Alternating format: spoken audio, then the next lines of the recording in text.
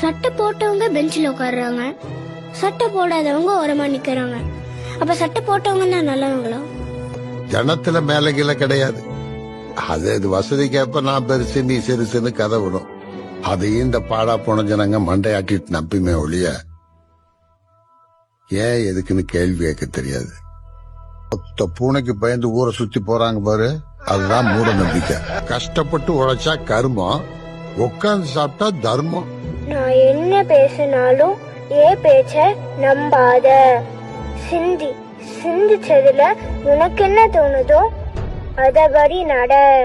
வயிற்று பசி உடம்ப வளர்க்கும், அறிவு பசி மனுஷத்தன்மையை வளர்க்கும். குறிப்பாக்காம சொல்றது எவ்வளவு ஆபத்தோ அதை விட ஆபத்து சிந்திக்காம பேசுறது. வாழ்க்கை அவன் வாழ்றதுக்கு மட்டும் கிடையாது, மத்தவங்களுக்காக வாழ்றதுக்கும் தான். சிந்திக்கிறவன் மனுஷன், சிந்திக்காதவன் மிருகம். சிந்திக்க பயப்படுறான் பாரு, அவன் கோழை. இங்க இருந்து வந்தன்றதை விட ஏன் வந்தன்னு யோசி.